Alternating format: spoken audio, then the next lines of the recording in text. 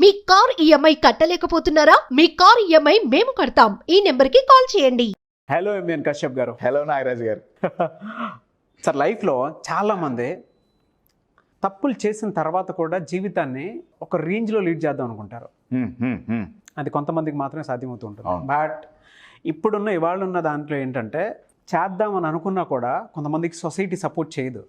అంటే ఒక ముద్ర వేసేస్తుంది, పలానా వాడు పలానా అని చెప్పేసి ముద్ర వేసేస్తూ ఉంటుంది. సరే, అవమానాలు 1-2 అంటే తట్టుకోగలుగుతాం, కానీ ఒకేసారి గుంపగత్తుగా మన మీద ఎప్పుడైతే పడిపోతాయో దాన్ని తీసుకోవడం కూడా చాలా కష్టం.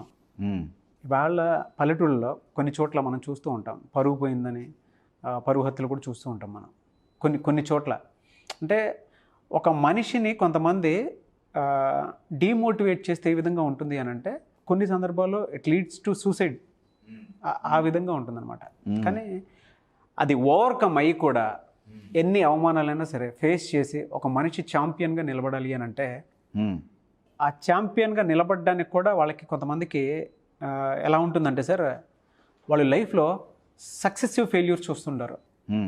కంప్లీట్ సక్సెస్ఫుల్గా ఆ ఫెయిల్యూర్స్ని కంటిన్యూ చూస్తూనే ఉంటారు. ఫెయిల్యూర్ని సక్సెస్ఫుల్గా ఆ ఫెయిల్యూర్ని కూడా తట్టుకొని ఒక మనిషి బయటపడాలి అని అంటే ఎలా? హౌ? అవమానాలు జరగటం, సొసైటీ సపోర్ట్ చేయకపోవటం, ఇవన్నీ కూడా వన్ కేటగిరీ ఆఫ్ ఫెయిల్యూర్స్లో కన్సిడర్ చేసేసుకుంటారు. అవును. ఫెయిల్యూర్ అనేది చాలామంది ఒక కేజ్గా భావిస్తారు, కానీ ఫెయిల్యూర్ అనేది కేజ్ కాదు, ఒక సేజ్.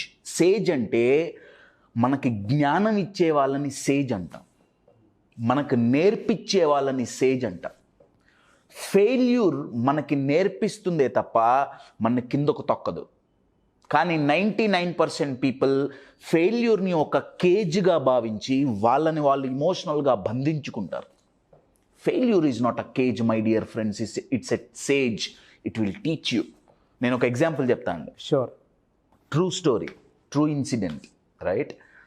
అవమానాలు అన్నారు కదా, ఇప్పుడు నేను చెప్పబోయే వ్యక్తికి నో సపోర్ట్, ఫెయిల్యూర్స్ లెక్కలేనన్ని.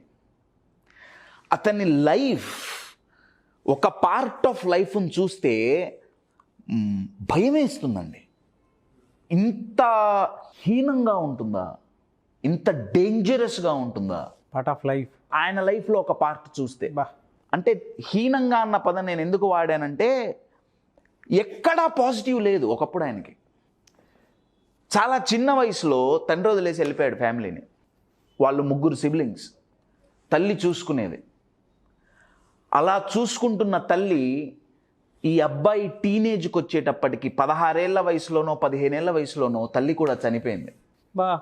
చుట్టుపక్కల లొకాలిటీ అంతా బ్యాడ్ అన్న పదానికి మీరు ఎంత హయ్యర్ డెఫినేషన్ ఇస్తే దానికంటే 10 రెట్లు బ్యాడ్ ఇన్ఫ్లుయెన్స్ ఉండేది చుట్టుపక్కల, ఆయన పుట్టి పెరిగిన లొకాలిటీ.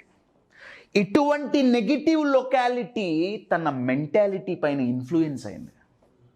ఏంటి జీవితం అని అసహ్యం వేసింది ఆ పిల్లగాడికి. దానివల్ల అతనిలో 2 ఇమోషన్స్ పుట్టినాయి, ఒకటి ఫ్రస్ట్రేషన్, ఒకటి యాంగర్. ఈ 2 తనని మిస్డైరెక్ట్ చేసినాయండి. ఎంత మిస్డైరెక్ట్ చేసినాయంటే, పొద్దున్నుంచి సాయంత్రం వరకు ఆ పిల్లగాడు రోడ్డు మీద గొడవలు పడేవాడు. జనాలని, ఒక టీనేజర్ అండి, జనాలని కొట్టేవాడు. పొద్దున్నే పోవటం, ఎవడు దొరుకుతా, ఎందుకంటే లోపల ఫ్రస్ట్రేషన్, కోపం అంతా బయటికి రావాలి. ఆ పిల్ల ఏంటి నా జీవితం ఇది, ఇన్ని కష్టాలు ఎందుకు, ఒక నెగిటివ్ ఎమోషన్ అంతా బయట పడిపోవాలి రోజుకి.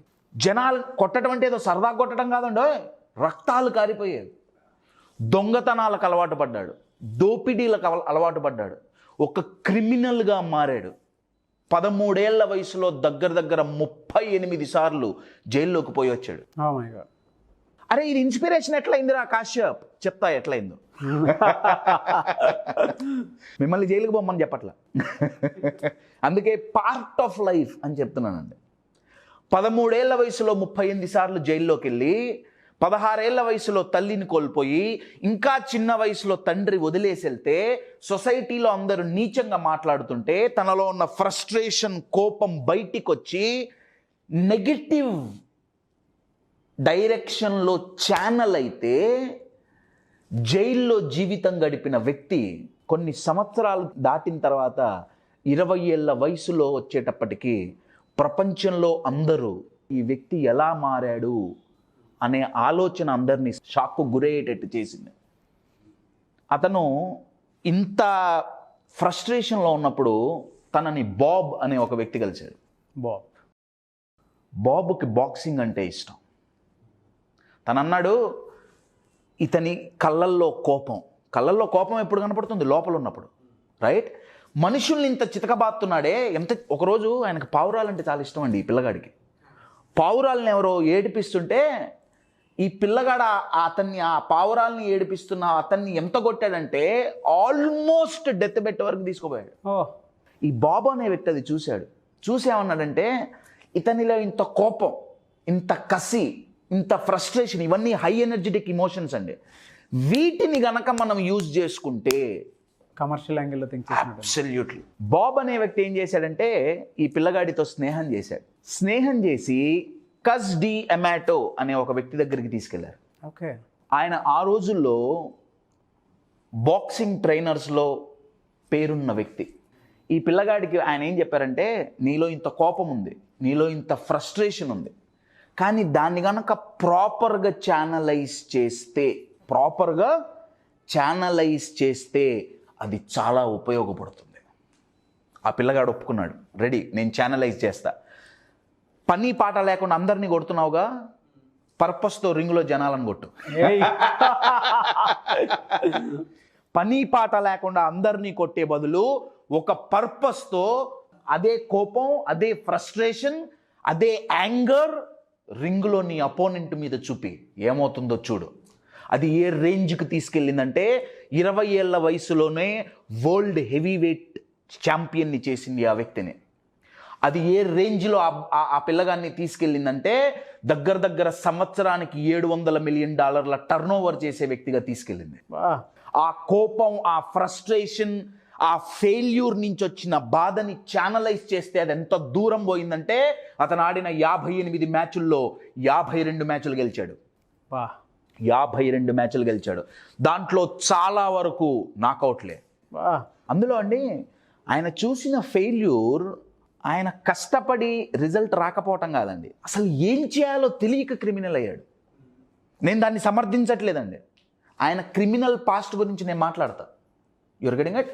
One of the most decorated, one of the most respected,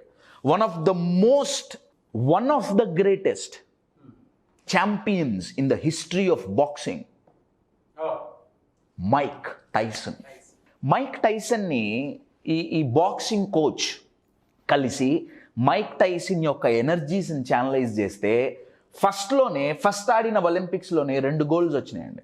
first ఆడిన 26 మ్యాచ్లు గెలిచేశాడు. దాంట్లో 16 ఫస్ట్ రౌండ్ నాకౌట్. అంటే ఫస్ట్ రౌండ్లో మైక్ టైసన్ గుద్దిన గుద్దుకి అవతల అపోనెంట్ పడిపోయాడు.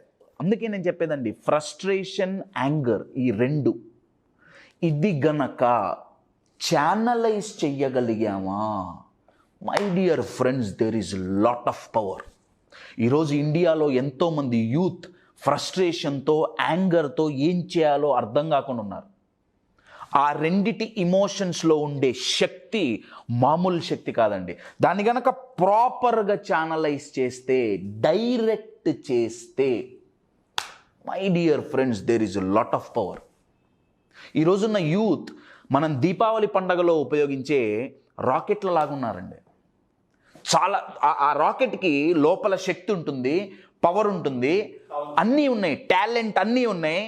కొంచెం ఫైర్ ఉందా పైకి వెళ్ళిపోతుంది. మన యూత్లో ఫైర్ కూడా ఉంది. ప్రాబ్లం ఎక్కడంటే డైరెక్షన్ ఈజ్ అ ప్రాబ్లం.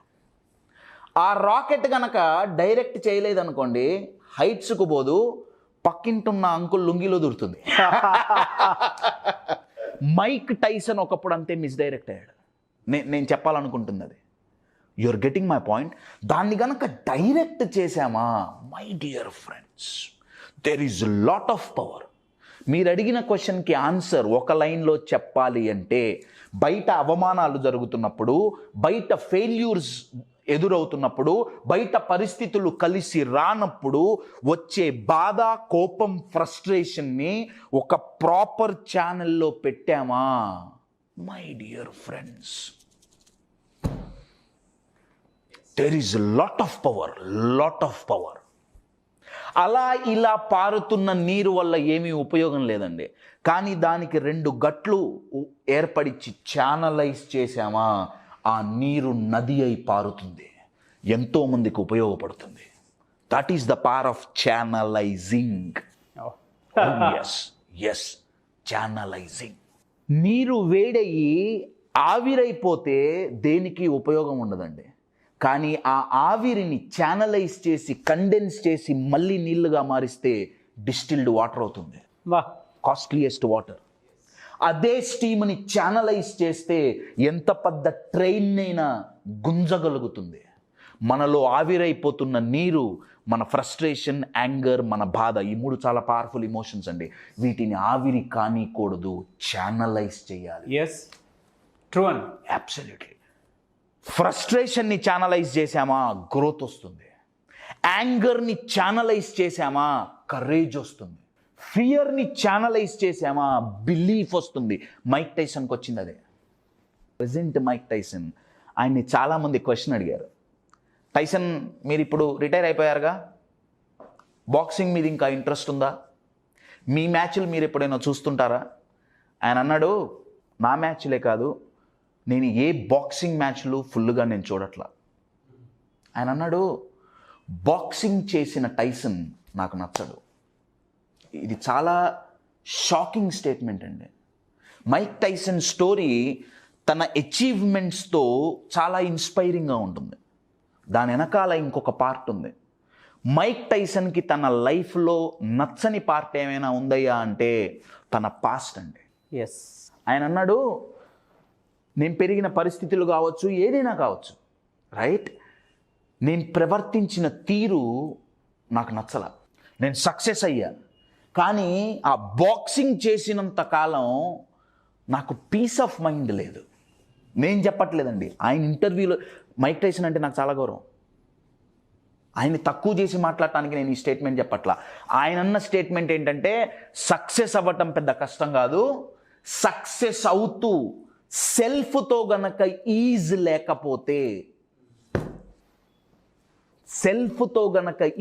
లేకపోతే ఆ సక్సెస్ జర్నీ ఈజీగా ఉండదండి. చాలా స్ట్రెస్తో, చాలా గిల్ట్తో ఉంటుంది. పీస్ ఉండదు. అబ్సల్యూట్లీ పీస్ ఉండదు. పీసెస్ ఉంటాయి మైండ్లో. So my dear friends, 2 lessons from Mike Tyson. Number 1, మనలో ఉన్న ఇమోషన్స్ని ఛానలైజ్ చేయటం, నంబర్ 1. నంబర్ 2, మిస్డైరెక్ట్ అవ్వకుండా ప్రాపర్ దాంట్లో డైరెక్ట్ చేసుకోవటం మన మైండ్ని, number 2. Number 3, failures are always a sage, not a cage. Definitely not a cage, my dear friends. Fantastic. Don't just become successful, my dear friends. Become successful. Enjoy the journey. ఆ process, ఆ journey ఏమైతే ఉంటుందో, మీరు success అవ్వాలి అని ఆ పని చేసే జర్నీ ఏదైతే ఉంటుందో, ఆ జర్నీ మొత్తంలో మీతో మీరు ఈజీగా లేకపోతే, మై డియర్ ఫ్రెండ్స్, ఆ సక్సెస్ని మీరు ఎంజాయ్ చేయలేరు. గ్రేట్ వర్డ్స్ అండి.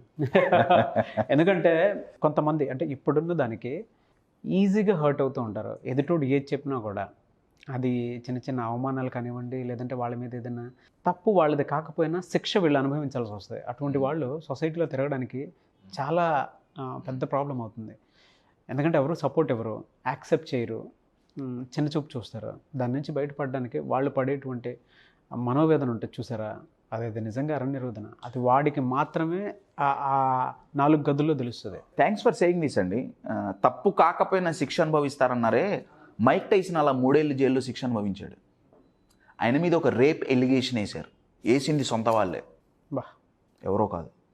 తను ఎంతగానో ప్రేమించిన వాళ్ళే తన ఆస్తి కొట్టేయటానికి, ఎందుకంటే కొన్ని లక్షల కోట్ల డాలర్లు అండి ఆయన సంపాదించింది, కొట్టేయటానికి ఆయన మీద రేప్ ఎలిగేషన్ వేస్తే 6 సంవత్సరాలు జైలు శిక్ష పడింది. తన కండక్ట్ ఆఫ్ బిహేవియర్ బాగుందని చెప్పి 3 ఏళ్లలోనో ఏమో రిలీజ్ చేశారు. తను రేప్ చేయలా, కానీ శిక్ష అనుభవించాడు. అట్లా అట్లా ఒకటి కాదండి, కోకొల్లలు మైక్ టైసన్ లైఫ్లో కోకొల్లలు. అప్పుడు వచ్చిన ప్రతి ఇమోషన్ని ఆయన బాక్సింగ్ రింగ్లో అపోనెంట్ మీదే చూపించాడండి. అందుకే ఆ పంచ్లో అంత పవర్ వచ్చింది. అంటే మీలో ఉన్న ఫ్రస్ట్రేషన్ ఇప్పుడు అంత ఇంకొకరు అనుభవం నేను కొట్టమనట్లా, అది బాక్సింగ్ కాబట్టి ఉపయోగపడింది. నా క్వశ్చన్ ఏంటంటే, మనలో ఉన్న నెగిటివ్ ఇమోషన్స్ వల్ల వచ్చే బాధ, కోపం, ఆ కసిని భయాన్ని కొట్టడానికి ఉపయోగించండి. మైక్ టైసన్ అపోనెంట్ను గుద్దినట్టు మీలో ఉన్న భయాన్ని గుద్దండి, ఏమవుతుంది? మీలో ఉన్న డౌట్స్ని కొట్టండి. ఫస్ట్ రౌండ్ కాదండి, విదిన్ సెకండ్స్లో నాకౌట్ అయితే